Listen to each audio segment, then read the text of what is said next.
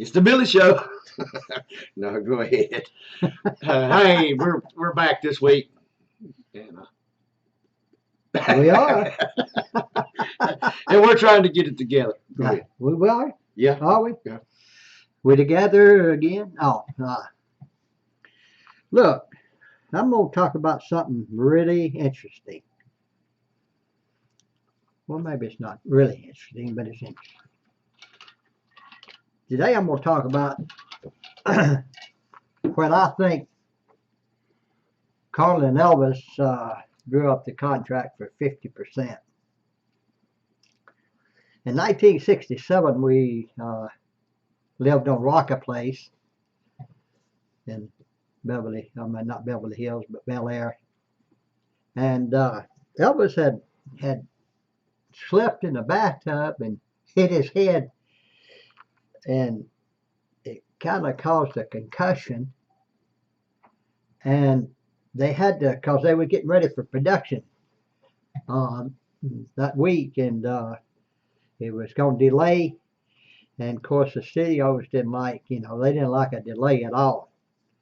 And so I had the doctor to come out, and he gave Elvis some stuff to take for his for the concussion, and told him, he needed to stay in bed for a day or two. So he told me, he said, just come on in here and stay with me and all, and we'll try to get through a couple of days, he said, without doing anything, looks like. So went in there and stayed with him in his room, and we talked about different things, family and all kind of stuff, But anyway, it was only maybe 3 days, best I remember, that Colonel came up there, and he came in Elvis's room. Well, they wanted me to, leave out of the room, excuse them, so I knew they was getting ready to talk business, because that's about the only time, Elvis didn't have somebody around him. So I went outside and the door, and after a few minutes, I heard this volume go up on both of them's voices. And through the door, I couldn't really tell what they were saying. It was really hard. I did know, like I say, I noticed if you could hear through the door that the voices had to be kind of loud. And it would be Elvis one time, Colonel next. Well, after Colonel left, went back in, and Elvis, he was sitting there, and he wasn't saying much at all. He was, just kind of laid back. In a minute, he said, he said, damn, he said, the next thing I'll be working for Colonel. And I said, you will? Why? He said, I'm just kidding. He said, the Colonel, he's all upset because I wouldn't, I couldn't go to the studio and start filming the movie and all that. And I said, well, he knows that. He should understand that. I'm sure he's talked to the producers, and he said, yeah, he said he has, but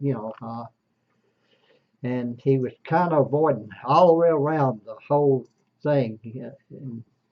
And I kept wondering what he meant by, I'll be working for the Colonel now. He said, he said, things are getting a little tight. He said, I'm probably going to have to let some people go. He said, of course, I'm not talking about you. And I said, well, you got to do what you got to do. I know that. I said, if you do, give me a little bit of a notice. Oh, no, it's not like that. So it wasn't too long after that he did. He let Alan go, Marty go, and things got, kind of got tight around there. And that's what I think the whole balance was about, is the fact that, he had renegotiated, because that's just about the time that that contract came into being, and I think that's what it was, you know. And from there on, Elvis was a little more, you know, distance toward the Colonel in a manner of speaking. They, you know, Colonel come around, that was fine. If he didn't, you know, but that's what I think. That was my thoughts, and I thought about it over the years, and I'm pretty sure that's when that took place, because it just wasn't like Elvis to say something like that, and you know, and he one thing about him, he never talked business with any of the guys. That's one thing that strictly between him and Colonel. Business was always, you know, between them, nobody else. So I think, you know, like I say, I think that's when it took place, and I think that that's when Colonel, you know, hit Elvis with the 50% thing. What leverage he used, I got my speculations, but couldn't swear to it one way or the other. But that's just a little story that I wanted to throw out there to everybody, so you know they. Yeah, because we've actually, you know, we've had questions come in on it before, and you've never really answered or talk about it. So I'm glad you did. So I mean, of what you know that you know different ways they had asked, you know, why did Elvis do that, or did he really do it, or is this true? But you know, just and I mean, yeah, you know, he, I can't, you know, I had a lot of respect for the Colonel, because the Colonel was always good to me. You know, I never had any problems. He was always, believe it or not, he used to take me out to the grocery store and buy me steaks and all kind of stuff, you know. And he, and later, I know I had to pick him up from Palm Springs in the limousine, and on the way back, we were talking, and this is another thing that made me think, you know, something's a little different here and not right. Colonel had a way of picking you, as we used to say in the old terms. In other words, you get certain information out of you. On the way back, he said, you know,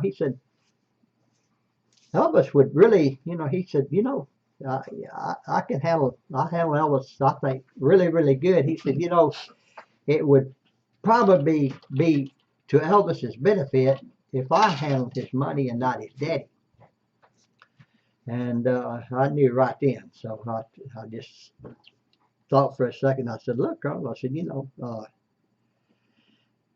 Elvis loves his daddy, and, you know, he does his business, as far as I know, well enough to suit him. And I said, you know, that is his daddy. And I said, I don't know.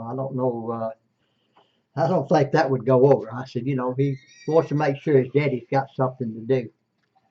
And he said, well, you know, he said, I just think I could probably handle it better. I said, well, maybe you could. I said, but, you know, you need to talk to Elvis about that. And he suddenly got quiet, and he didn't say any more about that. We talked about other things from there on.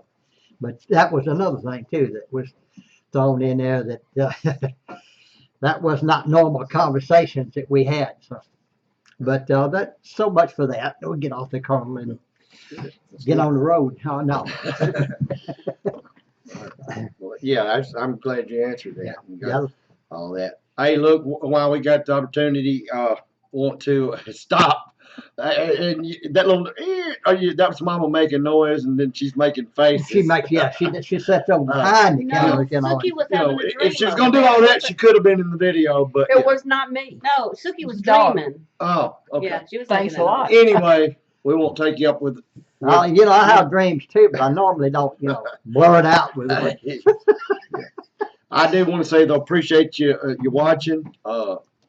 Appreciate all the subscribers. If you hadn't subscribed, hey. Oh, please do, because, you know, It is free. It's absolutely free. So if you hadn't, hey, subscribe. Check us out. You won't be sorry. Yeah.